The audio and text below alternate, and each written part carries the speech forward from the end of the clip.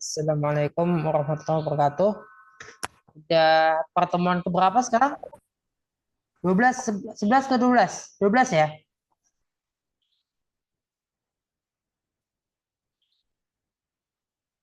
Udah pertemuan ke-12, kemarin kan 11. Mana ini? Kok?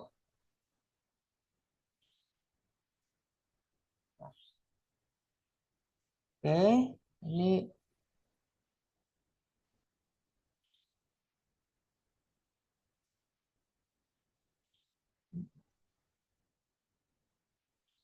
12. ya 12 ya.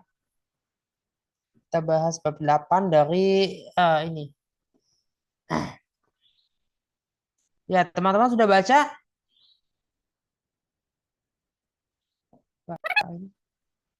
Oh, belum ya? Not responding Sudah ini baru saya. sedikit, Pak. Belum sempat.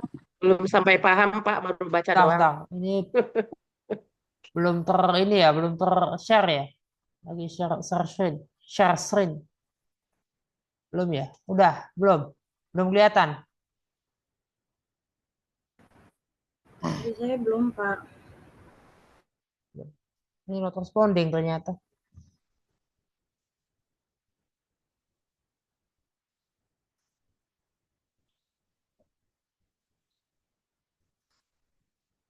Oke, ya. Oke, ini kan sikap ilmuwan Muslim ya, atau bagaimana paradigma Islamnya ya, paradigma keilmuan, paradigma Islam modern. Kemarin sudah jelas ya, ada pembahasan integrasi ilmu. Saya kira-kira sama. Nah, sekarang teman-teman, makanya saya minta untuk membaca bab kemarin bab 7, sekarang bab 8 dari bukunya Darwis Sulaiman, Filsafat Ilmu Pengetahuan. Ini untuk teman-teman belajar memberikan komentar atau pandangan atau memberikan eh, apa namanya kesimpulan ya ataupun pertanyaan juga tentang terkait dengan bab 8 ini. Maka itu saya persilakan yang sudah baca.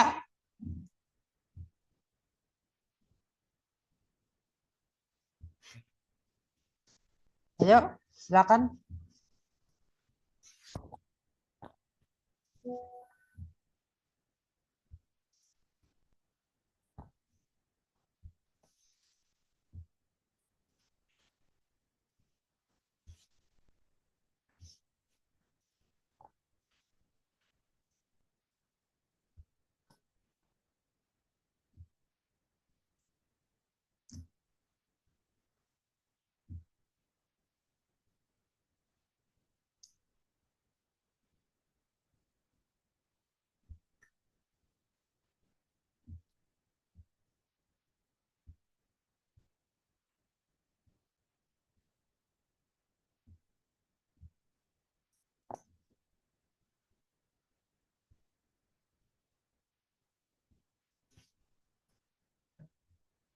Ini eh, terkait bahwa ilmu itu tidak bebas nilai itu ada sejak awal ya sudah ada juga di dalam kesarjanaan Barat ya, yaitu dalam teori kritis. Ya. Mazhab Frankfurt misalnya itu mazhab Frankfurt ya atau School of Frankfurt itu memberikan ruang ya dan mengakui adanya ilmu itu tidak bebas nilai. Di Islam sudah sejak awal ilmu memang tidak bebas nilai. Nah, prinsip-prinsip seperti subjektivitas, subjektivitas dan intersubjektivitas itu sudah ada sejak awal peradaban. Bahkan sejak awal peradaban manusia sebetulnya.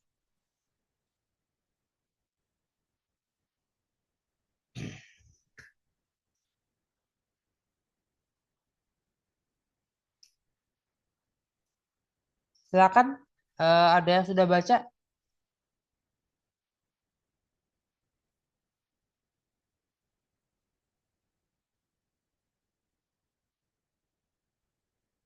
Milih bagiannya boleh nggak, Pak? Kenapa? Jadi bagian kan ada tuh ada 3 bagian Ya, ya, ya. silakan, silakan. Kita bagian kedua aja Pak. Ini masih satu kan ya? Yang kenapa? Yang saya perlihatkan masih satu kan ya? Kan ada 3 subbab kan itu. Ya, tiga sudah. Ya. Dan nanti subbab yang kedua aja Pak. Ini kan? Yang 7 poin. Iya, 7 poin Ah, kelemahan sains sains modern.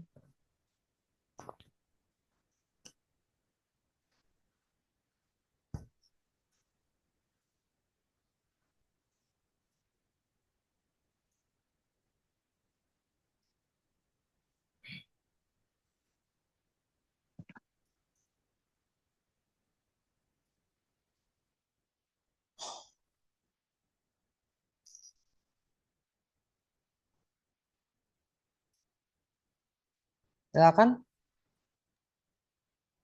Ya, saya baca rangkuman saya ya Pak. Hmm.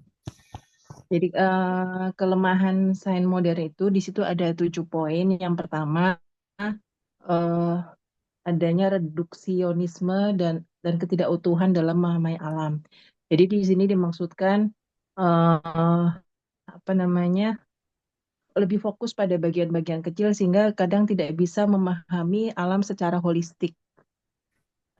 Kemudian sebagai contoh misalnya kalau dengan adanya kalau di kedokteran itu kan makin banyak spesialis-spesialis gitu ya. Jadi kadang-kadang fokus pada spesialismenya tetapi tidak bisa melihat pasien sebagai manusia secara utuh seperti itu. Jadi ada reduksionisme, terus reduksionitis ya. Hmm. Yang kedua adanya ilusi objektivitas dan netralitas. Jadi meskipun diklaim bebas nilai, tapi sains itu sebenarnya syarat dengan nilai-nilai dan keyakinan subjektif dari para ilmuwannya. Eh, saya cari contoh misalnya penelitian tentang gender atau ras itu biasanya dipengaruhi oleh budaya atau kepercayaan si peneliti. Yang ketiga, kritik terhadap metode verifikasi. eh, jadi Karl Popper menilai bahwa metode verifikasi itu tidak logis. Jadi kalau verifikasi itu kan membuktikan bahwa itu benar. Jadi misalnya apa suatu fakta, Hmm. suatu teori gitu, sorry, teori dikatakan kita tuh jadi misalnya gini, apa itu, misalnya di sini misalnya kalau melihat angsa putih maka setiap kali ketemu angsa oh ya angsa itu berwarna putih. Jadi teori itu dianggap benar sampai kemudian ternyata kita menemukan angsa yang berwarna hitam, misalnya ada angsa di Ya. Australia seperti itu. Jadi pada metode verifikasi ini tiru. Jadi kalau di Hmm. sini diusulkan untuk metode falsifikasi, false. Jadi malah menemukan yang salah. Eh, jadi teori itu apakah benar angsa itu berwarna? Coba cari satu saja angsa yang berwarna hitam atau berwarna lain selain putih. Jadi untuk memastikan bahwa teori itu apa metode teori itu benar seperti itu. Dan ini ada juga Edward Goldsmith menyatakan bahwa sains modern itu hanyalah akumulasi setengah kebenaran. Jadi ya yang disampaikan itu tidak utuh gitu karena bisa jadi saat ini dianggap benar gitu tetapi kemudian ketika ditemukan teori yang lain maka kemudian akan gugur gitu. Terus kemudian yang keempat adalah pengabaian dimensi emosional dan spiritual. Jadi sains selalu menekankan pada IQ atau kecerdasan intelektual, sementara keberhasilan hidup bisa ditentukan oleh emotional question atau spiritual question yang sering diabaikan dalam sains modern. Ini sudah jelas ya, jadi banyak kok IQ itu keberhasilan seorang tidak hanya ditentukan oleh itu gitu. Beberapa orang yang ahli yang matematikanya pinter, dia belum tentu sukses karena kesuksesan dilihat dari semua aspek seperti itu. Kemudian despiritualisasi kehidupan. Karena bersifat sekuler, maka sains modern membuat agama tidak lagi menjadi pedoman. Ini melemahkan dimensi spiritual dalam kehidupan manusia. Misalnya teknologi dengan kemajuan teknologi, kadang-kadang misalnya teori ini rekayasa genetika misalnya, itu sudah hal-hal kadang-kadang sudah melampaui apa ya, bukan melampaui ya istilahnya. Jadi seperti apa ya, tadi melemahkan dimensi spiritual, bahwa sebetulnya untuk menciptakan yang menciptakan kehidupan itu Allah gitu, ada Tuhan di sana. Kemudian yang kelima, enam, dehumanisasi manusia. Manusia dipandang sebagai mesin atau law machine yang bekerja secara mekanis, bukan berdasarkan fitrah dan kemanusiaan sejati. Eh, Apalagi saat ini dengan adanya AI, maka manusia malah dilawan oleh ciptaannya sendiri seperti itu. Jadi ya adanya dehumanisasi manusia tadi, nilai kemanusiaannya jadi menurun. Kemudian ada krisis etika dan lingkungan. Jadi pandangan materialistik dan pragmatis mendorong kerakusan dan eksploitasi alam sehingga memperbesar risiko kerusakan lingkungan. Contohnya ya eh, berbagai penambangan besar-besaran, pencemaran laut dan semua itu demi mendapatkan keuntungan. Seperti itu. Itu Pak, ada 7 yang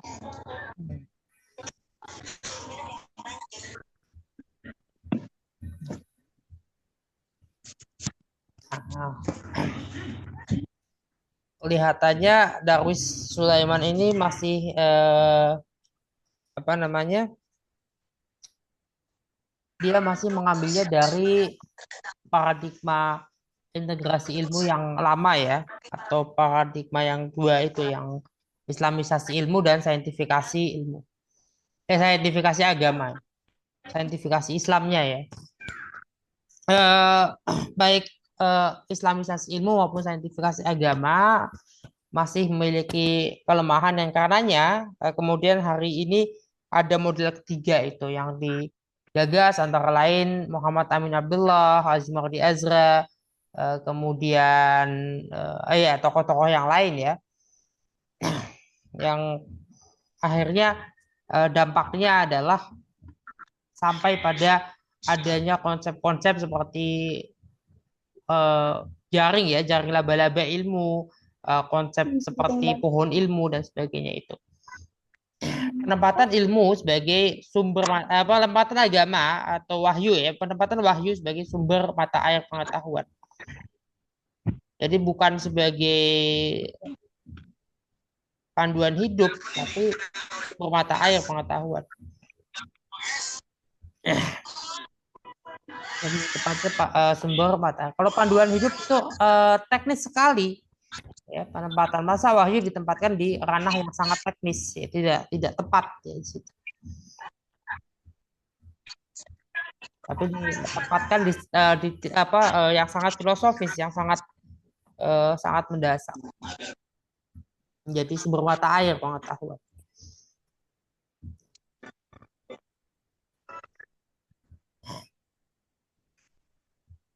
Ini ya Mata Atmaja, Samsul Arifin ya, dan lain-lain memberikan juga di Ziauddin Sardar dan lain-lain ini memberikan ya sejumlah usulan. Ini sudah lebih awal kan, itu kan 1999, 1992 bisa dilihat ya angka tahunnya lebih awal dari sebelum Azra. Ya rasionalisme berakar pada nilai spiritualisme, empirisisme tidak ya hanya pada dunia fisik tapi metafisik. Ini masih model yang lama. Tapi kemudian hari ini sudah berkembang lebih pesat lagi. Dan kenapa kita harus melihat pertama dari ontologinya dulu, yaitu landasan ontologisnya tentang wujudnya, tentang wujud ya, tentang wujud atau tentang realitas. Kita tahu apa itu realitas, bagaimana realitas itu terbentuk. Ketika bicara bagaimana realitas itu terbentuk, ya kita harus merujuk pada bagaimana wujud ya atau eksistensi itu terbentuk. Jadi masuk lagi ke metafisika, masuk lagi ke teologi. Di situ landasan-landasannya di situ ya referensi awalnya bagaimana kemudian kita bisa melihat realita. Realita itu seperti apa? realita dilihat melalui kita melihat wahyu terlebih dahulu. Nah itu Islam ya, paradigma keilmuan Islam. Itu ada pertanyaan atau ini atau pertanyaan atau tambahan?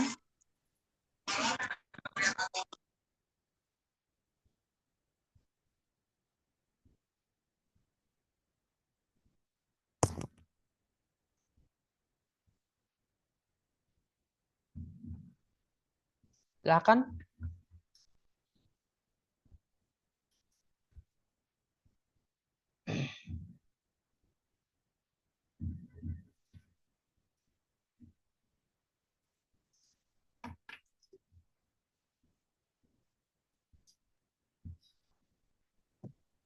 Pak, saya mau nanya, Pak.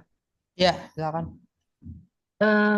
Tentang ini dalam tadi kan yang diberikan alternatifnya itu kan filsafat sains Islam yang menempatkan yang pada akhirnya dalam hukum sebab akibat ilmiah harus menempatkan Allah sebagai prima causa atau penyebab pertama. Nah, kalau kita misalnya sedang melakukan sebuah penelitian gitu, eh, kapan kemudian kita menyebab oh ini sebabnya karena Allah gitu, sehingga kita berhenti di situ, eh, atau kapan kita oh ya kita masih mencari penyebab lagi kan kadang-kadang A disebabkan oleh B disebabkan kita cari terus sampai penyebabnya ini maksud saya kapan dalam penelitian kita itu kapan kita menyatakan bahwa oh ya sudah ini sudah nggak bisa lagi dicari sebabnya dan kita menyebutkan bahwa prima causanya adalah Allah seperti itu. Nah, oke. Maksudnya jangan sampai kemudian kita tetap mandek, tetap sudah mandek padahal sebetulnya masih bisa dicari penyebabnya yang bisa kita pahami seperti itu. Ya, artinya gini ya. Kenapa kita ada di bagaimana proses kita ada di dunia? Bagaimana proses seorang anak manusia itu ada hari ini ya? Orang tuanya hamil dulu, ibunya hamil dulu. Sebelum ibunya hamil apa? Sebelum ibunya hamil apa yang dilakukan? Proses kelahiran, Ya, hubungan seksual. Suami istri ya, di sini maksudnya yang halal ya. fertilisasi. Ya, Ya. artinya kan ada hubungan seksual dulu, kemudian istrinya hamil ya, mengandung, melahirkan, setelah melahirkan dia harus menyusui dan seterusnya. Kedua orang tua harus berperan sampai kemudian anak itu bertumbuh dan berkembang ya. Sampai sekarang mencapai usia yang kalau usia kita saat ini sudah ada yang di atas 35, sudah ada yang di atas 40, yang di atas 50 ya. Ada yang mungkin masih 20-an ya, 20 something. Nah, itu. Ada juga ya. Ya, ada juga sebab sebelumnya kan untuk bisa adanya dua orang tua kita berarti butuh apa? Butuh siapa-siapa? Butuh dua orang Kakek nenek. kakek, dua orang kakek dan dua orang nenek dan seterusnya. Berarti ternyata nenek moyang kita itu jumlahnya juga lebih banyak dari satu orang. Untuk hasil satu orang anak nih, untuk menghasilkan seorang ya menghasilkan seorang Yusuf misalnya ya kan, untuk menghasilkan seorang Yusuf itu butuh banyak orang juga sebetulnya di generasi sebelumnya. Lantas kenapa bisa kenapa bisa hasilnya satu ya? Nah itu ada sebab-sebab itu. Tapi untuk bisa mencapai kita bisa punya keturunan, ada yang lain nggak yang harus dikerjakan oleh manusia selain hubungan seksual?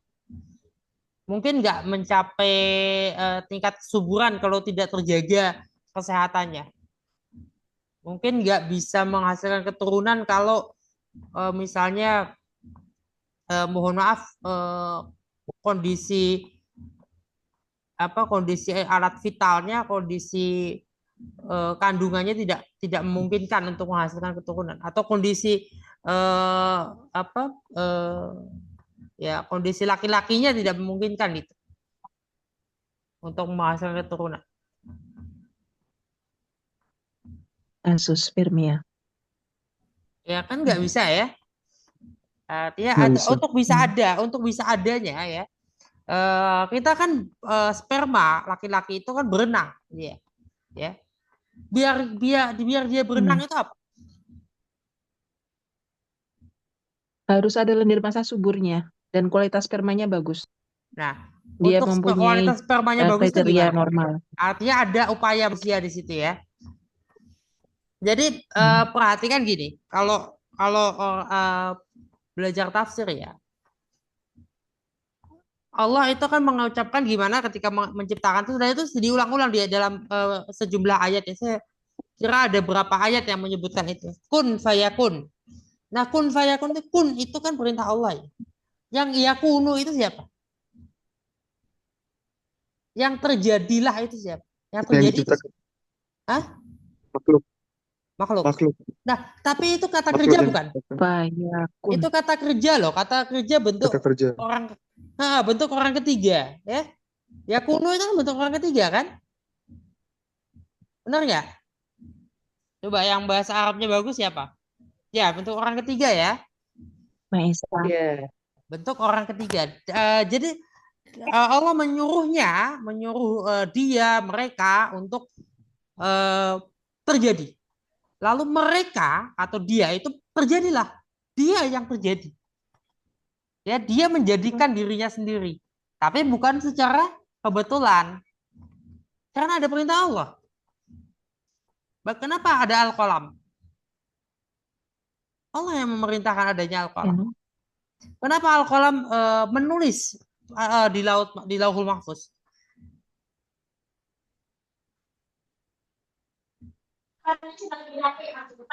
Dalam riwayat-riwayat yang masyhur ya, yang populer adalah malaikat yang menggerakkan al-qalam. Wallahu a'lam ya gimana caranya.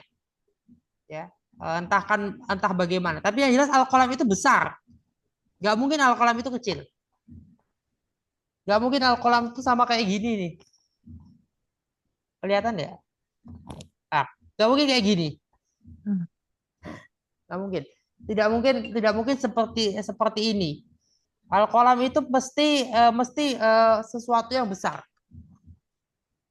Bayangan saya malah ujung pena saja. Ujung pena yang begitu besar ya. Karena dia kan nggak butuh tinta. Beda dengan kita manusia menulis butuh tinta. Ini kan al-qalam itu tidak butuh tinta.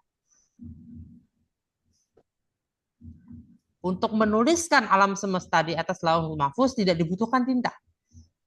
Tapi kita ini semua adalah ditulis. Kita ini tulisan. Kita ini tulisan. Makanya ada teori kalau nonton film The Matrix ya. Nonton film The Matrix itu kan kayak kitanya jadi program aja ya, program komputer. Seperti program komputer. Nah gitu memang kita ini seperti program komputer di hadapan Allah. Ya Allah tinggal menekan satu tombol, sudah semua berjalan otomasi. Seperti itu kira-kira.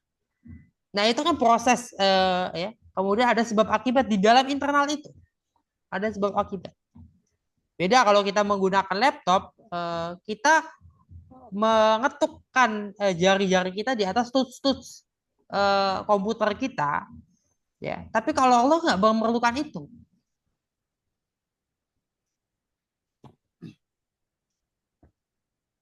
Nah itu. Nah kebetulan itu di luar dari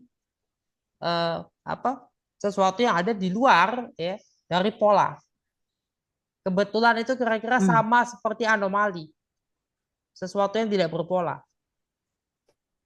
Nah kebetulan itu biasanya kalau ada yang bisa dibandingkan, ya ada kejadian lain yang bersamaan sama-sama memiliki hubungan kausalitasnya sendiri-sendiri, ya misalnya, tapi bisa jadi terjadinya itu paralel, ya satu ruang dan waktu, atau persis kita tahu bahwa kejadiannya itu bersamaan. Kita tahu dan bahkan bisa melihat secara bersamaan. Tapi paralel, ya. Tapi berbeda, terpisah. Ya misalnya ada anak kecil nangis di pojokan sana, ya. Di pojok taman misalnya, ada anak kecil nangis di pojok taman. Seketika tiba-tiba ada eh, suara hewan peliharaan di taman, di pojok taman yang lain atau di ruang lain. Ada anak nangis di pojok taman misalnya, tiba-tiba ada barang pecah di tempat lain yang kira-kira masih satu ruang, satu jangkauan pandangan mata kita. Itu kan satu kebetulan. Tapi ada kausalitasnya masing-masing. Itu kebetulan. Jadi enggak, kita ketika sudah memandang alam semesta terjadi dengan kebetulan kan tidak sesuai dengan definisi kebetulan tadi. Kebetulan dengan anomali itu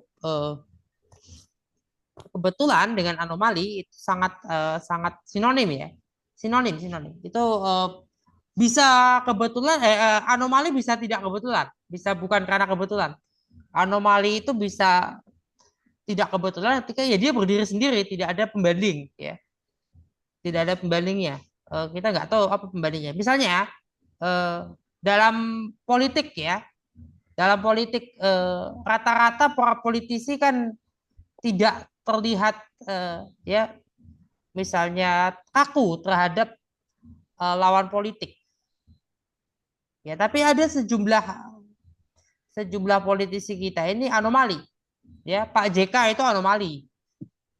Umumnya di Indonesia kalau pemilu presiden calonnya lebih dari 2, maka calon yang suaranya nomor 3 seterusnya itu kan biasanya hilang, mundur, ya, undur diri dari politik, atau tidak populer lagi sama sekali. Kalaupun dia masih berkoar-koar, dia tidak populer. Tapi Pak JK masih punya popularitas. Dia pernah kalah di nomor 3, ya kan? Tahun 2009. Itu anomali itu. Pak JK itu anomali. Pemilu, ya. Kemudian Megawati juga bisa dibilang anomali. Megawati sampai sekarang dengan SBY gimana ya relasinya? Nggak berubah, ya. Nah, itu. Atau Bung Karno. Bung Karno itu juga bisa dibilang anomali dalam politik. Bung Karno anomali. Karena Bung Karno itu masih membawa sentimen anti Barat, anti kolonialisme Eropa dalam artian Barat, ya, anti kolonialisme imperialisme itu sampai kepada masa-masa di mana harusnya Indonesia mulai membangun, tapi ternyata semangatnya masih semangat revolusi. Itu anomali. Karena presiden lain, saya kira siapa misalnya? Coba deh, Sanana Gusmao kan enggak, ya. Sanana Gusmao udah mulai membangun loh setelah selesai itu. Tapi itu fakta. Ya, ada anomali-anomali, ada contoh tadi, ya, kalau politik contoh karena saya mampunya di situ. Atau kebetulan, ya, kebetulan dan anomali itu kira-kira sinonim. Tapi tadi, ya, itu juga membuktikan bahwa alam semesta nggak mungkin kebetulan, karena kebetulan tadi di luar dari pola. Itu, ya. Apa sudah jelas atau belum, Bu Ami? Gimana? Iya, jadi eh, kalau mau saya tarik misalnya tadi ke dalam tadi tentang keberadaan manusia tadi, dan manusia melalui adanya hubungan seksual dan dengan harusnya sehat. Tapi manakala yang secara medis harusnya tidak mempunyai anak, tetapi misal nih sudah dilakukan steril, jadi udah diikat, udah rusak kedua-dua tubanya. Secara logika dia seharusnya tidak mungkin punya anak, tetapi tetap aja dia mempunyai anak. Disitulah peran prima causa di situ ya Kak. Begitu nggak Ya, memahami? anomali Jadi juga artinya itu yang kan harusnya anomali. tidak Itu kan anomali. kan, Nah, iya kan, iya harusnya kan kalau sudah disteril sudah tidak mungkin punya anak karena bagaimana sel telur akan berjalan dari sel telur dari indung telur ke rahim kan nggak mungkin karena sudah buntu. nah, Tetapi tetap aja ada kejadian di mana meskipun tidak ininya sudah buntu tetap terjadi kehamilan karena kuasa ya itu kan mungkin ya saat itulah kita inilah namanya prima causa karena Allah lah yang menyebabkan sehingga kita tidak tidak bisa lagi sesuai dengan teori, tidak bisa ya, lagi menjelaskan dengan teori seperti itu ya Pak. sebenarnya kan dan itu masih masih ada ini ya, masih ada penjelasan ilmiahnya juga kalau yang itu. Karena misalnya, Nggak bisa Pak. ah, setahu saya kalau operasi medis itu pasti ada celah-celahnya deh. Enggak Pak, karena saya pernah menemukan gini, jadi dia sudah disteril gitu kan. Terus kupikir kemudian akan ada regenerasi lagi. Jadi teorinya akan ada regenerasi sehingga nyambung lagi gitu kan. Hmm. Akhirnya waktu itu setelah melahirkan saya steril ulang. Tapi ternyata saya lihat tuba yang satunya, oh ini buntu. Jadi nggak mungkin lewat sini. Hmm. Karena sudah nggak ada lagi tubanya sudah terpotong gitu. Saya cari di sebelahnya. Ternyata begitu juga. Buntu juga gitu. Jadi pada saat itu nggak ada lagi penjelasan secara medis karena dua-duanya sudah buntu. Tapi ada Tapi tetap terjadi kehamilan seperti itu. Ya. Atau mungkin yang lebih fenomenal itu adalah rahimnya sudah diangkat, masih terjadi kehamilan. nah itu Itu tapi bukan pasien saya, pasiennya teman saya adik kelas saya itu. Jadi nggak bisa menjelaskan sama sekali bagaimana ini. Bukan hanya tubanya, tetapi rahimnya sudah diangkat. Anak pertama perdarahan sehingga rahimnya diangkat. Sudah tidak menstruasi tidak segala macam ya. Memang telurnya masih ada, tetapi bagaimana ketemunya sperma sama itu kan sudah tidak ada jalurnya lagi gitu. Dan terjadilah kehamilan intraabdomen dan ya dengan kuasa Allah juga dia nggak bisa menjelaskan ya secara berarti medis di luar kandungan ya. ini ya baik. Tapi selamat selamat anaknya. Hamil luar kandungan. Selamat. Selamat biasanya kan kalau hamil luar kandungan itu cacat atau gimana? Ini tidak baik-baik saja. Ya, itu benar. Ada itu ya. Artinya sesuatu yang ya anomali itu ada pasti. Dan anomali sebetulnya masih masih melalui ya jalur-jalur yang itu masih alami ya. Hanya tidak sesuai dengan pola itu. Tapi itu alami ya. Itu alami ya. Itu bisa terjadi pada siapa aja. Kayak gini, eh saya nggak tahu ya, pernah ada nggak riset yang mensurvei mayoritas manusia itu yang seperti apa mimpi mimpi itu? Kalau saya, kebanyakan saya mimpi itu saya tahu bahwa ini mimpi, kebanyakan. Tapi kadang saya juga merasa, oh tadi mimpi ya, berarti saya tidak tahu kalau itu mimpi. Tapi seringnya biasanya itu ketika saya mimpi, saya tahu bahwa oh ini lagi mimpi. Oh ini saya masuk ke alam mimpi nih. Bahkan ketika saya keluar dari alam mimpi pun kadang saya keluar nih dari alam mimpi ini tubuh saya, badan saya lagi di sini. Kemudian saya ya kayak kayak masuk ke ruangan gitu, kayak masuk ruangan, kayak masuk ke ruang perpustakaan ini. Itu aja. Ketika saya proses bangun ya, Bu Ami. Mayoritas manusia itu yang seperti apa? Itu belum tahu, saya belum mencari. Apakah mayoritasnya itu yang tidak merasa sama sekali atau yang kadang merasa kadang tidak 50-50 atau yang mayoritas kebanyakan tahu, kebanyakan menyadari atau kebanyakan tidak menyadari atau ada kalau Rasulullah kan Nabi Muhammad atau para nabi dan Rasul itu selalu tahu, oh ini mimpi, tahu itu.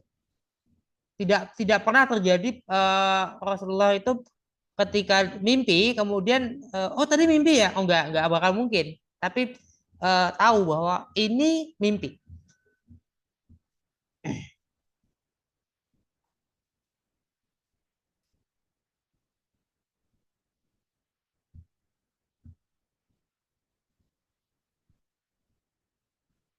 Oke, gimana? Ada tanggapan?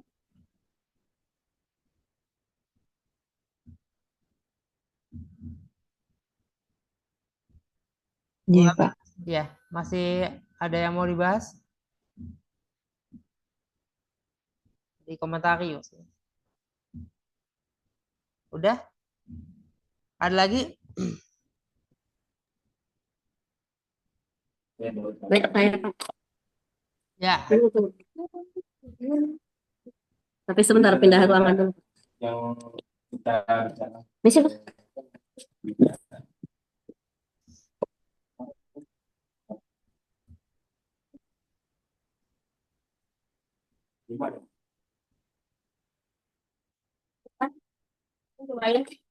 Ya, Pak. Tadi kan Bu Ami di bagian yang kedua ya. Saya coba dari bagian yang pertama ya, Pak.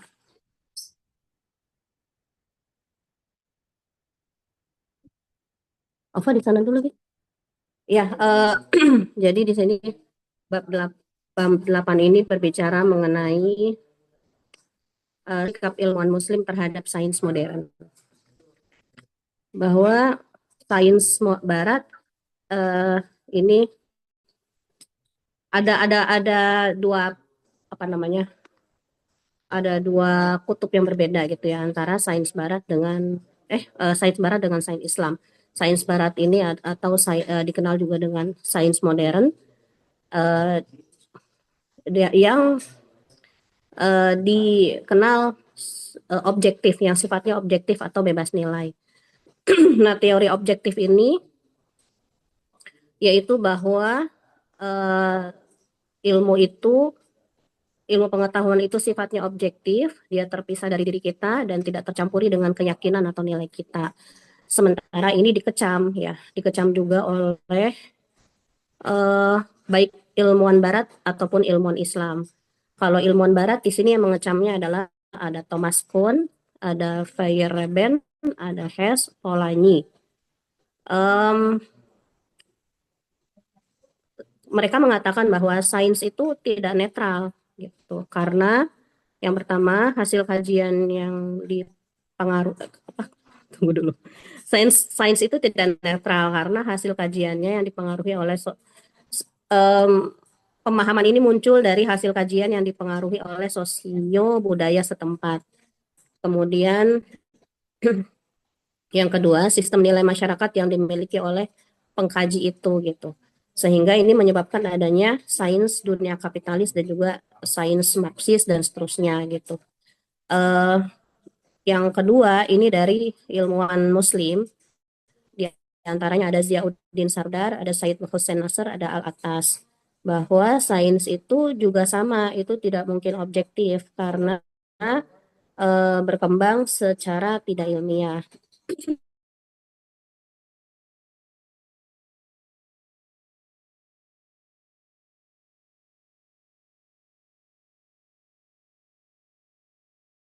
Buruk dan juga kejahatan di tengah manusia. Kemudian ada perbedaan antara rasionalisme Barat dengan rasionalisme Islam. Kalau rasionalisme Barat,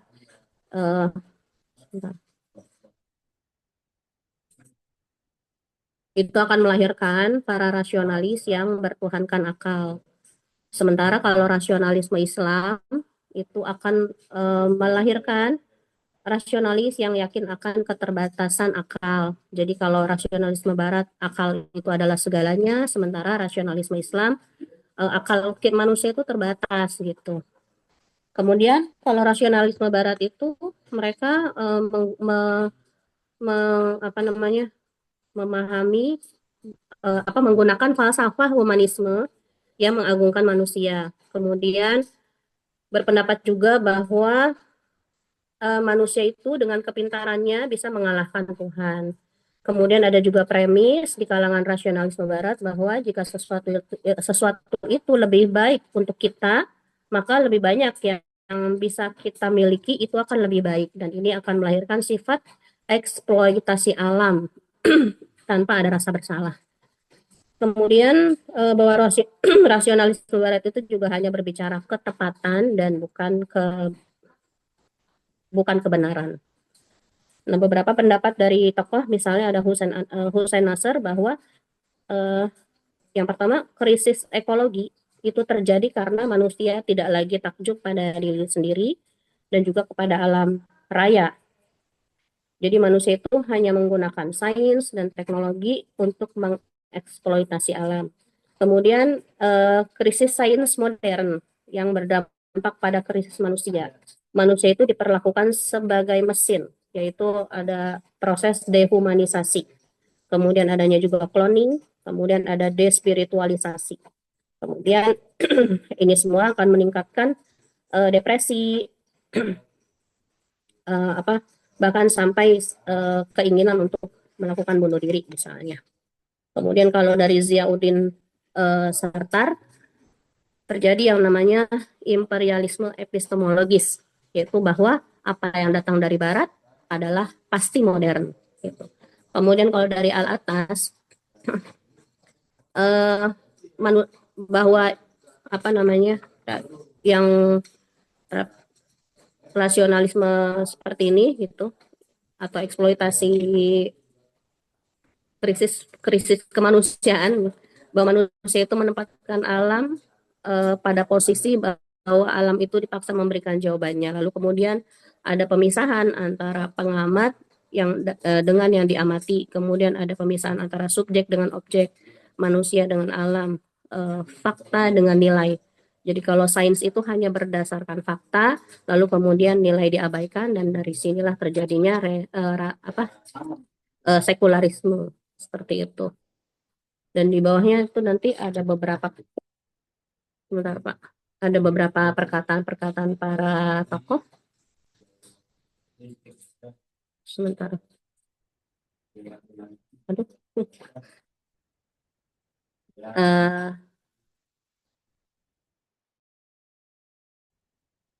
Seperti Theodor Roosevelt, bahwa sains mendominasi budaya masyarakat negara-negara maju.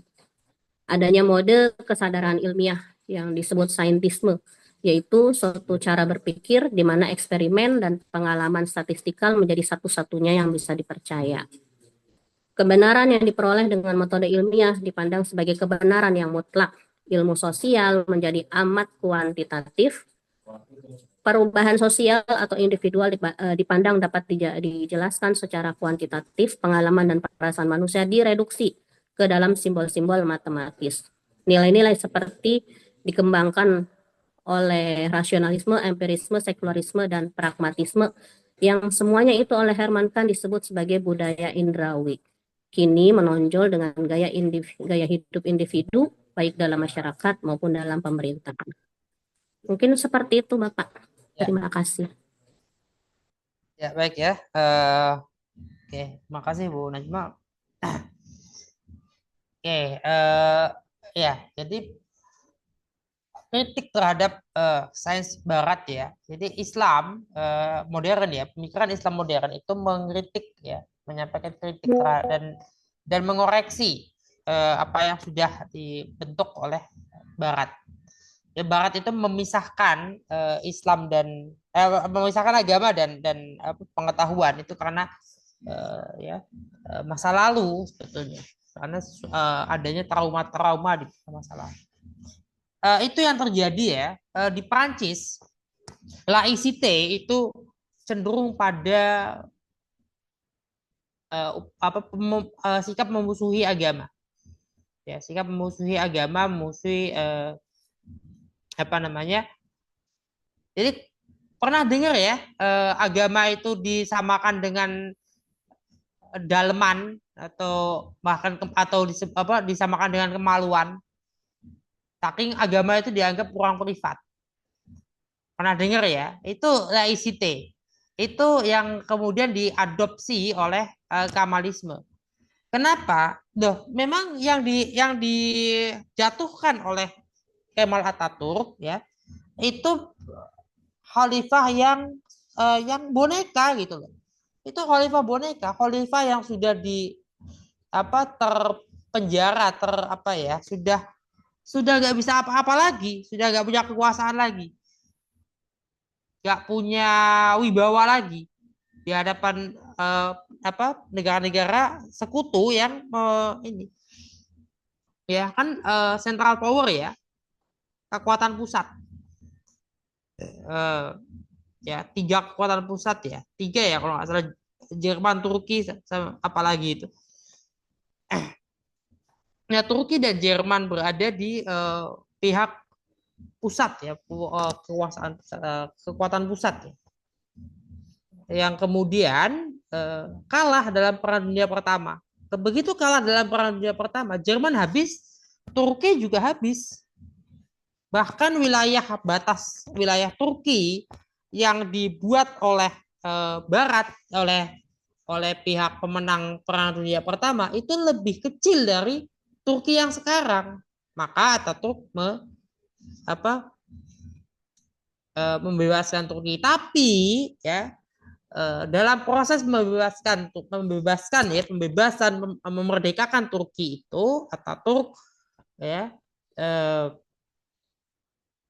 dia juga ya tidak menemukan ya, atau gagal menemukan yang oleh Bung Karno disebut api Islam. Yang oleh Bung Karno disebut api Islam itu gagal ditemukan. Ini disebut oleh Nurholis Majid. Atatürk gagal menemukan itu, dan Bung Karno berhasil menemukan apa yang disebutnya api Islam. Karena Bung Karno yang menyebut adanya api Islam. Kemudian Bung Hatta menyebut Islam garam. Jadi garam, bukan jadi lipstick. Ya, lahirlah substansialisme, mensintesa antara sekularisme dan integralisme. Bukan teokrasi ya, tapi integralisme. Atau teokrasi dengan demokrasi ya, Barat ya. Bahkan dengan demokrasi sosialis rakyatan populer. Itu yang dilakukan oleh Bung Karno dibanding dengan Atatürk. Ya, ada kejadian-kejadian seperti itu yang kemudian Islam melihat itu terjadi ya, dalam konteks ilmu pengetahuan ya, akan punya pengaruh di situ ya, yang dilakukan Atatürk. Karena api Islamnya hilang, nggak berhasil ditemukan ya, nggak berhasil ditemukan atau dihilangkan, entah sengaja atau tidak ya, entah sengaja atau tidak berhasil menemukan itu kan berarti kemungkinan metodologinya bagaimana ya, perlu dipertanyakan metodologinya dipakai apa. Kenapa yang satu bisa menemukan, ya kita bisa menemukan itu, Bung Karno menemukan, Bung Hatta menemukan, kenapa Atatürk tidak menemukan. Itu adalah satu hal yang eh, bisa ditelusuri apa kesalahan yang dilakukan. Itu kesalahan metodologis. Ya. Nah, kemudian ya bentar lagi ya. Eh, ya, jadi Islam hadir itu menjawab ya dari adanya sekularisme itu. Ketika agama dan ilmu pengetahuan berkonflik atau berpisah sama sekali, kemudian diberikan ya ruang atau diberikan kesempatan untuk berinteraksi secara lebih baik. Ya. Karena toh ya, wahyu menjadi sumber mata air pengetahuan. Wahyu adalah sumber mata air pengetahuan.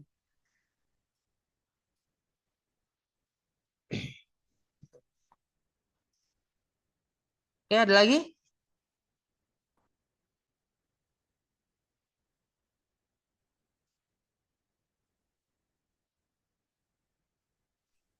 Boleh bertanya, Pak? Ya, silakan.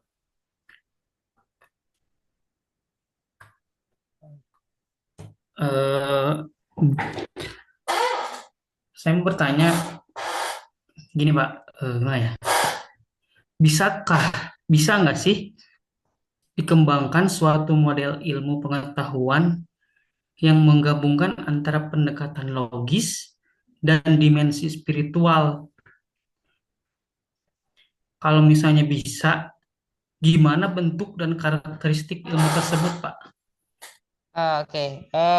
Pendekatan logis dan spiritual itu gimana ya? Oh, Yang poin keempat tuh, Pak, yang saya mau tanya. oh, yang ini ya. Ah, ah, bentar. Sini kan dikatakan bahwasanya sains modern sangat mementingkan pemikiran logis ya Hmm, dan mengabaikan hal-hal yang emosional dan kerohanian, berarti kan spiritual maksudnya. ya. Oke. Seperti itu, Pak. Oke. Nah, ini. eh Ketika kita bicara ya filsafat ya, eh, kembali lagi ya ke pemahaman awal ya, bahwa selain wahyu itu filsafat. Ini pemahaman awal di mana sebelumnya memang begitu. Sebelum ada demarkasi ilmu. Ya, sekarang sudah mulai ada demarkasi ilmu yang mengotak-ngotakkan, memisah-misahkan. Sehingga ketika kita bicara kambing sebagai spesies dengan daging kambing sebagai sumber protein itu dipisah sama sekali. Sehingga seolah-olah ada dua kambing atau dua konsep tentang kambing. Kambing hidup yang masih menjadi spesies hidup dan kambing yang sudah disembelih, sudah dagingnya. Barangkali nanti ada lagi ilmu tentang kulit kambing, hanya membahas kulit kambingnya saja, tidak mau membahas keseluruhan. Artinya tidak menganggap itu tidak ada tidak ada keterkaitan. Coba kenapa kita nggak boleh, atau misalnya kenapa kanibalisme itu tidak baik bagi semua spesies yang ada? Ketika kita memakan tubuh sesama manusia itu kenapa tidak baik bagi diri kita? Itu kan berkenaan dengan ya eh, kalau seperti itu ya, artinya eh, hewan hidupnya dan matinya itu satu satu hewan yang sama.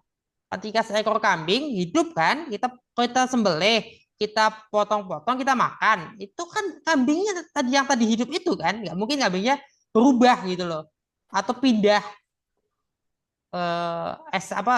eksistensi dan esensi kambingnya itu pindah gitu. Maka kambing yang hidup tadi dia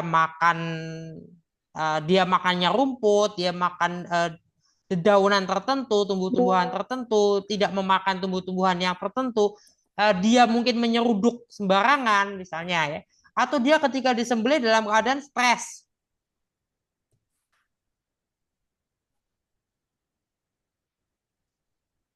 Itu ada kaitannya dengan kualitas daging yang dihasilkan. Tapi kalau kita memisah itu, kambing sebagai sumber protein dipisah secara secara terpisah sama sekali gitu ya. Terseparasi,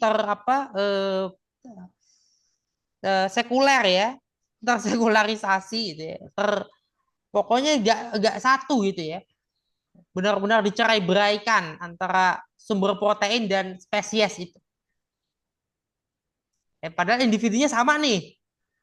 Ya, sudah kita sembelih nih kambing, tapi ini sumber protein. Jadi apakah dia makannya bagaimana? Apakah dia kondisinya ketika disembelih itu apakah ya?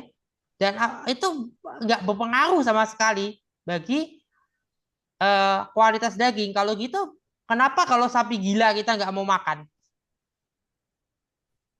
Mau nggak makan daging sapi gila? Enggak pada susah. Ya artinya kan Tapi ada gila itu maksudnya gimana? ya, sapi gila itu gimana? Artinya gini ya, stres itu apa sih? Stres apa pengertiannya? stres. tertekan. Jadi stres Depresi mental, gangguan mental. ya, atau gini, stres itu bukan kita mikirin apa yang seperti kita berpikir. Kalau stres itu kan kalau misalnya mikirin kondisi keuangan rumah tangga itu baru stres. Enggak. Kalau kita misalnya apa ya, kebebasan kita bergerak itu berkurang, itu kita juga stres loh.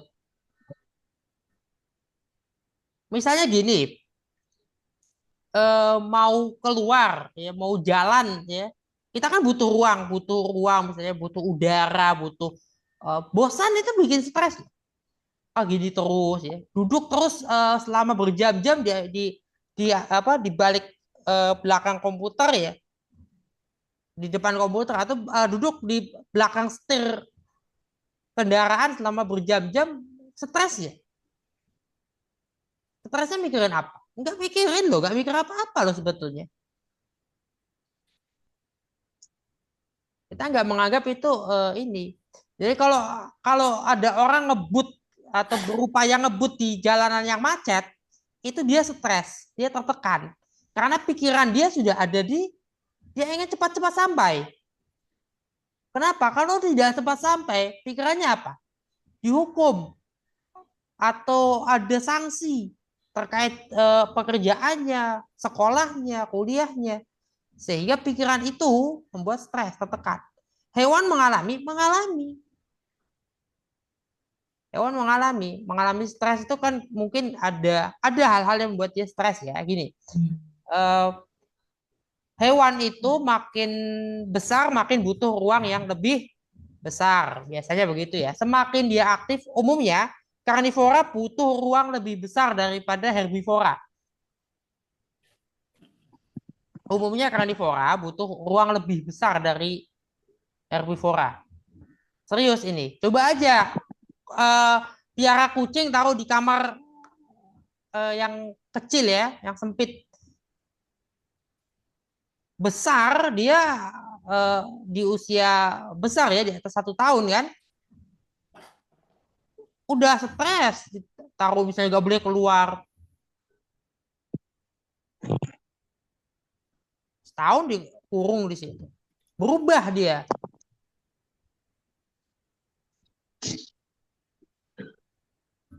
Nah, itu kan.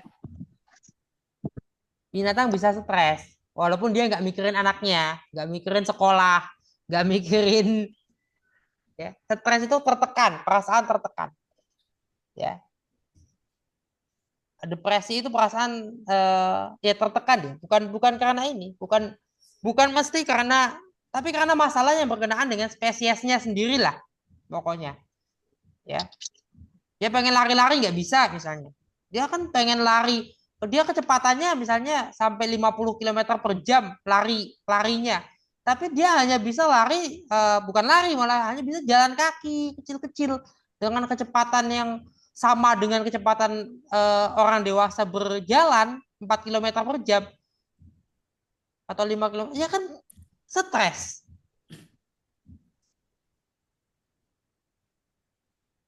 Kebutuhan dia untuk 50 km per jamnya tidak terpenuhi. Dia hanya bisa di 4 km, 5 km per jam. Itu kalau kecil buat dia. Itu kayak kalau kita itu jalannya lambat sekali, 4 km per jam. Biasa juga saya lari gitu. Nah itu. Gimana kira-kira ada ini?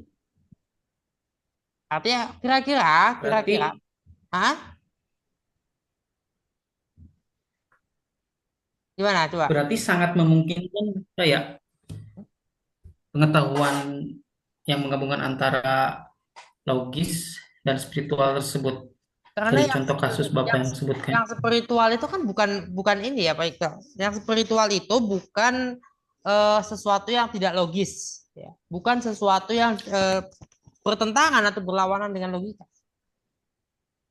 Yang spiritual, yang emosional itu tidak boleh. Emosi manusia itu pakai apa sih? Manusia punya emosi karena apa? Makhluk hidup yang hidup ya, yang punya emosi itu karena apa? Tumbuhan punya emosi nggak ya?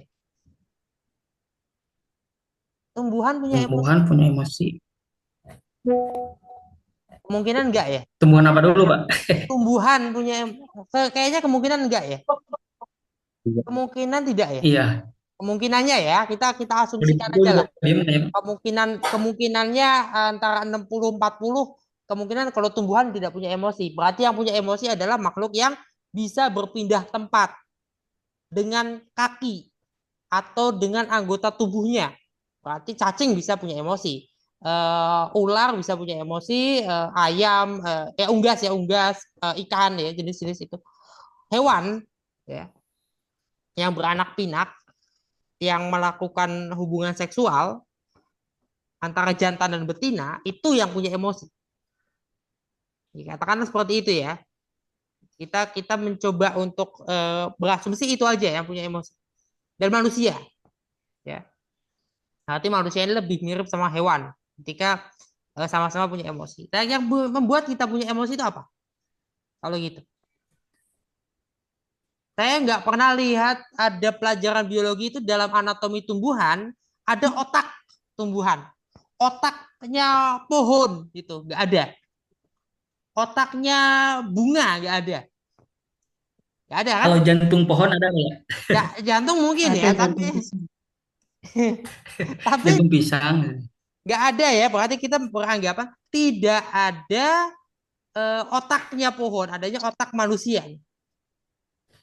Atau otak sapi, otak kambing, otak Hewan. unta, otak hewan lah Ikan. ya, otak harimau, ya, otak ikan itu, otak kepiting ada, otak udang pun ada, walaupun otaknya udang jauh dari sempurnanya sebuah otak ya di mata kita, di mata udang itu sudah sempurna. Nah, ya artinya yang punya otak itu yang punya emosi. Kalau nggak punya otak nggak punya emosi. Berarti otak itu kira-kira bisa emosi itu bisa dijelaskan ya secara logika.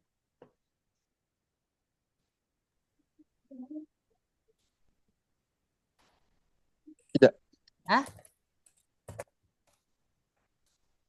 Kalau secara logika artinya gini, manusia itu diberikan 3 level berpikir ya. Berpikir teknis, berpikir kreatif, hingga berpikir kritis. Nah, manusia satu-satunya yang sampai pada berpikir kritis. Di luar dari manusia, sebagian hewan berpikir kreatif. Kalau primata yang besar-besar terutama itu berpikir kreatif sampai berpikir kreatif. Hewan tertentu berpikir kreatif. Dia bisa berinisiatif melihat situasi tertentu yang dia familiar, kemudian dia melakukan berinisiasi mencoba untuk menyelesaikan satu masalah. Itu kreatif, tapi masih pada level kreatif, belum kritis.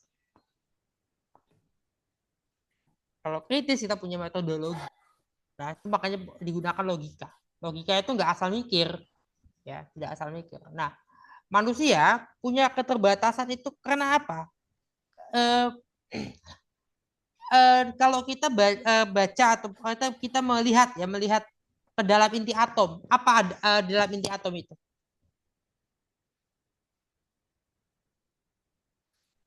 Apa yang ada di dalam inti atom? Halo? Pak. Hah? Kosong kan? Nah, kosong. Artinya kosongnya itu ya membawa kepada itu loh, kita punya batas. Jadi manusia itu batas kemampuan logika manusia, batas kemampuan akal manusia itu ada pada batas yang itu sampai situ. Kita tidak bisa melampaui itu.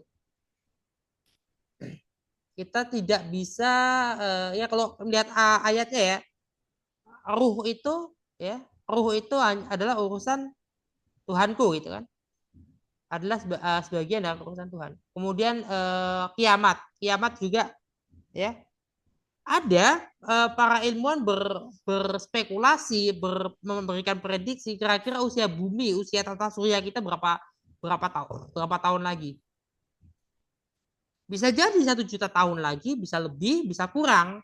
Bisa jadi 1000 tahun lagi, 2000 tahun lagi, dan seterusnya. Ya, usia planet kita, usia tata surya kita. Bisa jadi. Tapi prediksi-prediksi itu sama dengan prediksi tentang akhir atau angka harapan hidup kita. Individual ya. Kemudian juga sama ketika bicara ruh, ya, yang kita ketahui tentang ruh itu apa? Kita mengetahui sedikit tentang ruh. Ya. Kita mengetahui sedikit tentang ruh, bahwa ruh itu satu. Misalnya, tidak terbagi. Tidak terbagi itu gimana sih?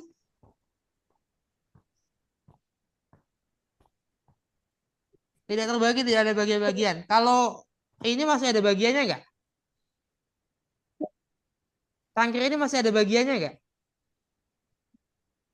Ini Isinya. Oke. bukan isinya. Ketika Isinya. kosong ada bagiannya nggak? Ini bagian. Ada yang kosong. Ini terdiri atas 2 bagi 1, 2. Ini bagian juga, bagian terpisah. Gagang. Ada gagangnya. Nah, kalau nggak ada gagangnya berarti cuma satu ya? Satu bagian, oke. Tapi mungkin masih bisa dibagi lagi. Bagian luar, bagian dalam, ya, dan seterusnya. Kalau ruh dan jasad, Pak, itu Nah, satu bagian juga. ruh, nah itu. Islam pada dasarnya kan tidak mengenal terpisahnya ruh dan jasad sebetulnya. Enggak, itu baru belakangan. Bahwa ruh dan jasad itu memang terpisah. Itu adalah sesuatu yang belakangan. Penjelasan terakhir kan, kalau penjelasan yang terakhir itu dari Mullah Sadra ya. Hikmah Muta'aliyah itu, bahwa yang dimaksud ruh adalah jasad mental atau jasad imateri. Dengan demikian, kita nggak bisa juga mengetahui. Artinya jasad imateri, jasad mental yang dimaksud terbatas pada konsep akhirnya. Sudah selesai. Kita nggak tahu lebih dari itu. Sebagai sebuah jasad imateri, di mata kita, mata empiris kita, dia bisa berubah. Maka ada perubahan ketika nanti di hari kiamat kita berubah kan. Ada yang kepalanya diganti. Ya, itu ya sebagian kalau kita baca hadisnya, ya, yang kepalanya diganti, yang mengalami ini mengalami itu ruhnya. Ya, itu jasad imateri yang dimana itu penglihatan kita, bukan realita yang ada pada orang itu. Kalau kita melihat teman kita kok berubah nih, tapi kita mengenali dia, dari mana kita bisa mengenali itu ruhnya? Kalau misalnya kepalanya berubah kepada kuda, tapi kita mengenali, artinya kan dengan demikian ya tidak ada apa ya, apa yang kita lihat secara ini bukan sesuatu yang empiris gitu loh. Sehingga selesai, kita nggak bisa melihat lebih banyak, nggak bisa meneliti lebih lanjut. Batas-batasnya di situ jelas. Apa-apa yang tidak terbagi, ya itu sulit untuk dipahami oleh manusia. Esa itu kan tidak terbagi,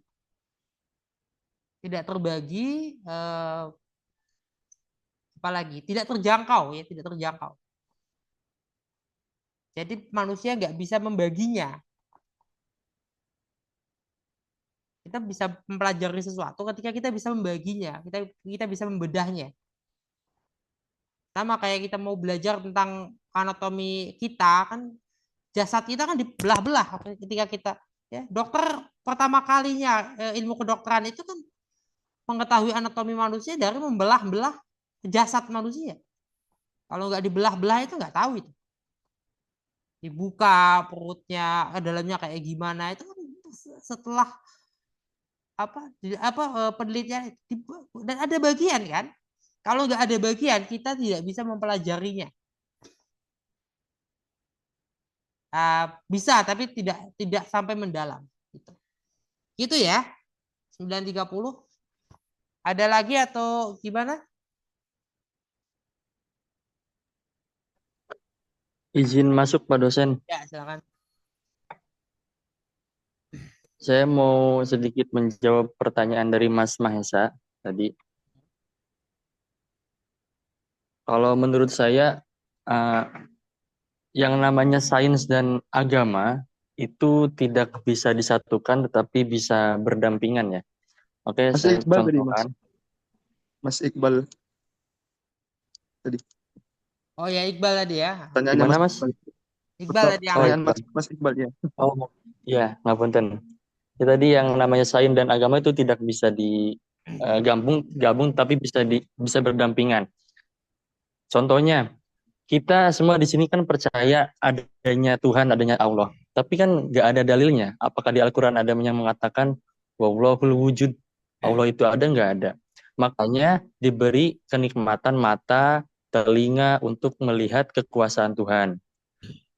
Terus ilmu sains hadir di sini untuk menjelaskan bagaimana caranya tumbuhan itu berkembang, kemudian dan yang anatomi ilmu-ilmu dan yang lain itu sains muncul. Tetapi antara sains dan ilmu agama itu tidak bisa digabungkan.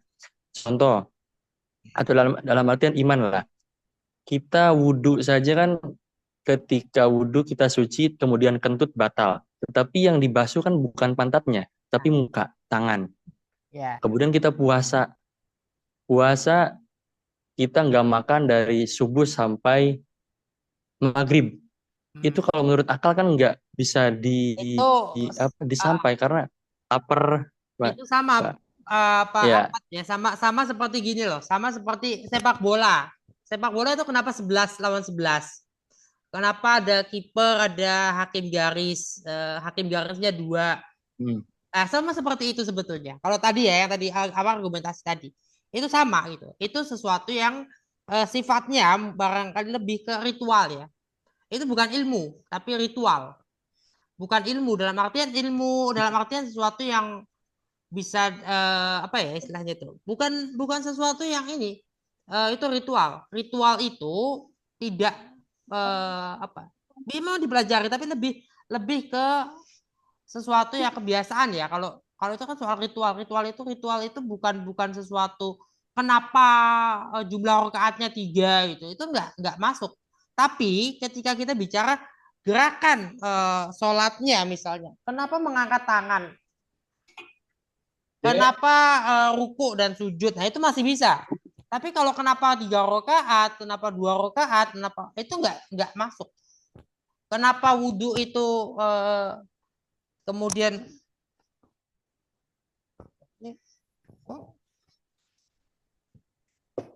iya Pak. Udah.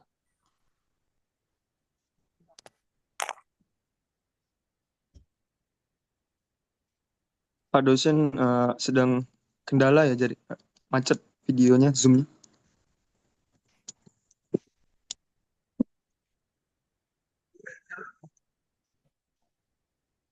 Walah. Ya Allah, pantesan.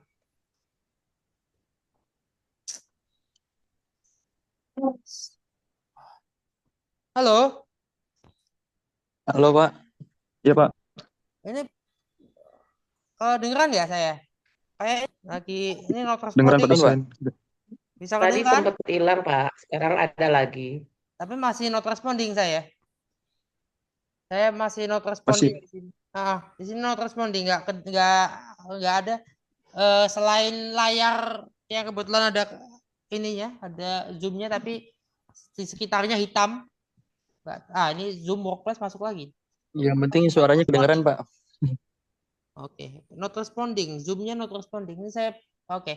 Tadi saya sampai mana ya? Ini not responding terus di saya.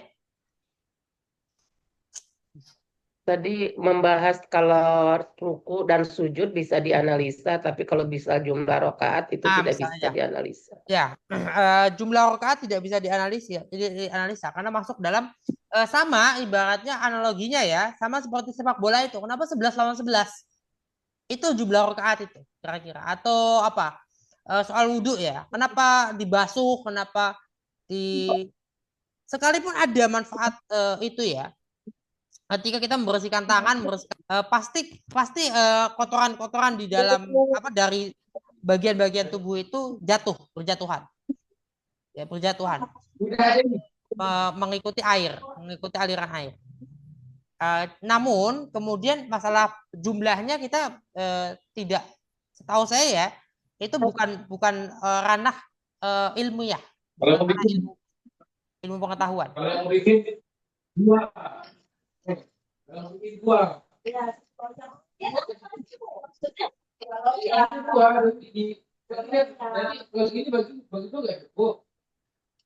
Halo, ini bisa.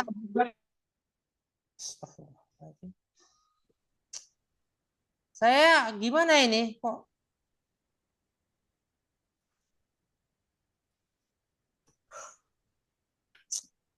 Sinyal kali ya Pak dosen ya? Mungkin saja, saya nggak tahu ini. Kenapa ya? Not responding saya. Internetnya lagi nggak bagus ini. Gimana ya? Apa? Tapi suara Pak dosen sekarang bagus. Suaranya bagus, tapi saya nggak bisa berbuat apa-apa. Iya. Iya, kalau Nggak dari bisa segi berbuat apa-apa. itu Iya, nggak bisa berbuat apa-apa saya tadi ya. Coba pindah ke HP. Ya.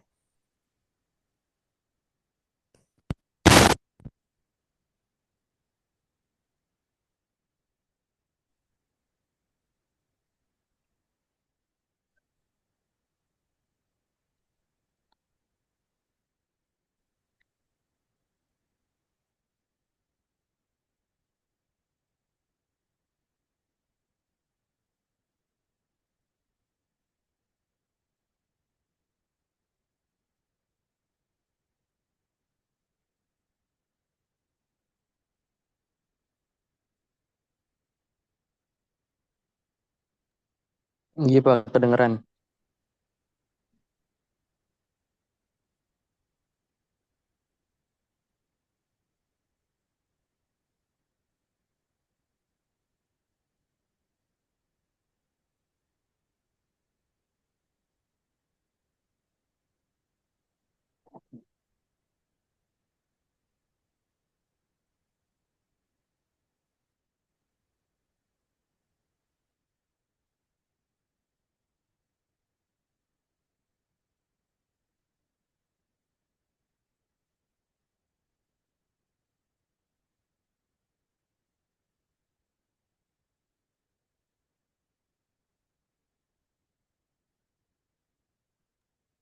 Pak dosen udah bicara.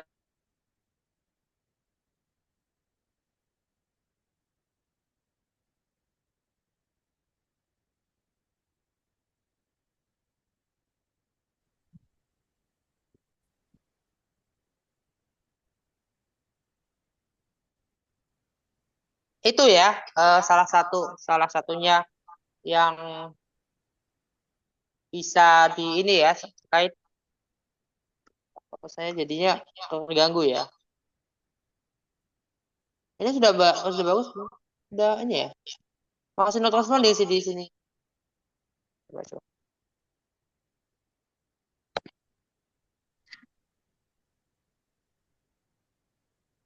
Ya. Halo? Kedengeran? Oke. Dengaran Pak dosen. Ya. Kedengeran Pak. Tadi ya. Mute dulu punya saya. Nah, oke. Itu ya. Jadi ada hal-hal yang memang tidak bisa dibawa ke logika ataupun ke bidang ilmiah ya, atau sesuatu yang dikaji secara saintifik memang. Nah, namun itu bukan berarti kita nggak bisa membuktikan tentang keberadaan Tuhan. Kalau kita ingin membuktikan seperti apa wujud Tuhan itu yang nggak mungkin. Proses penciptaan masih bisa dipahami, diteliti ya. Namun Ketika bicaranya adalah pada misalnya tadi bicaranya pada urusan kita wudhu, kenapa wudhu kena kentut kan dari mana, tapi atau misalnya buang air kan dari mana, tapi yang dibasuh mukanya itu memang tidak masuk dalam sesuatu yang bisa dilogikakan, ya. Nah, dan itu malah tidak masuk dalam bidang ilmu, kan ilmu apa yang bahas? Fikih, iya fikih, tapi fikih ibadah yang privat. Nah, fikih itu secara bahasa kan pemahaman, ya. Maka fikih itu isinya adalah teori. Jadi isi fikih itu arahnya adalah pada teori. Setelah fikih itu masih ada teori. Kan fikih itu jurisprudens, ya. Usul fikih itu filsafatnya fikih.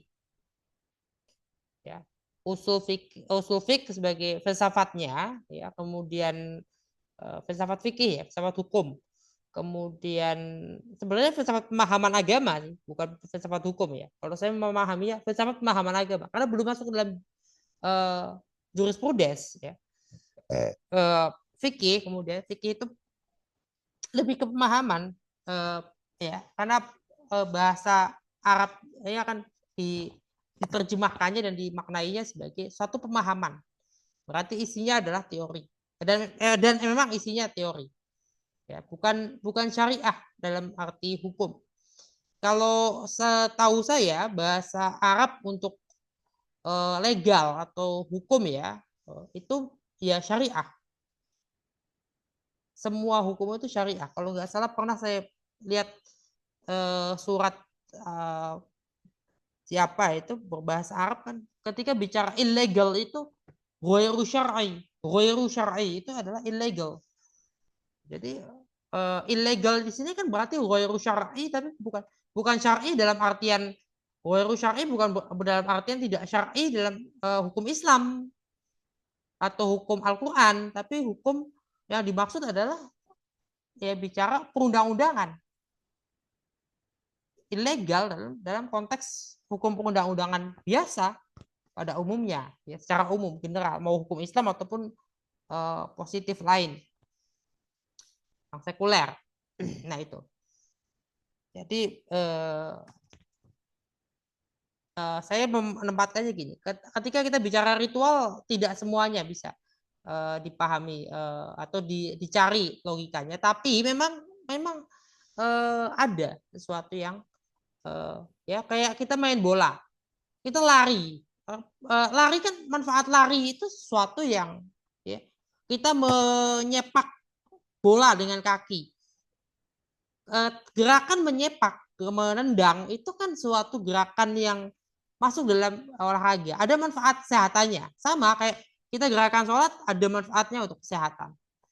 Kita membersihkan bagian-bagian tubuh kita tertentu ada manfaatnya bagi kesehatan. Kita cebok, ya, bersuci, ya, cebok, mandi, kemudian wudhu, itu semua ada manfaatnya untuk kesehatan. Tapi kalau kemudian kenapa habis ini itu tidak selalu berarti bisa tidak selalu bisa dibawa ke ranah ilmu pengetahuan atau tidak keseluruhannya. Itu, ya. Kalau dibilang berdampingan, bukan berdampingan. Saya masih melihatnya Al-Quran atau wahyu itu adalah sumber mata air pengetahuan. Jadi nggak berdampingan. Kalau berdampingan, dia nggak menjadi sumber. Berdampingan tuh kayak gini berdampingan. Berdampingan tidak menjadi sumber, dia berdampingan. Karena berdampingan itu berarti dia berbeda dan berdampingan. Bukan yang satu menjadi sumber atas. Iya, bukan yang satu menjadi sumber atas yang lain, kan.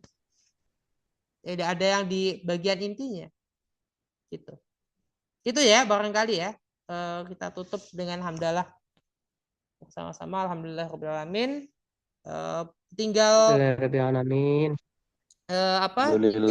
ini, ya, tinggal 2 lagi, ya. 2 lagi atau 3 lagi? 2 lagi, ya. Ini 12, ya. 2 lagi, ya. 2 lagi itu yang Ya, 12, Pak. Nah, 12 ya. Jadi ada 2 pertemuan lagi ya. Mana? Oh, 2 pertemuan. UASnya tanggal berapa memang Pak dosen? UAS itu pertengahan ya. Pertengahan Juli. Kan perspektif keislaman ya. Dan korespondensi agama dan filsafat dengan ilmu seni budaya. Itu dua pertemuan lagi. Gitu ya barangkali. Terima kasih. Wassalamualaikum warahmatullahi wabarakatuh.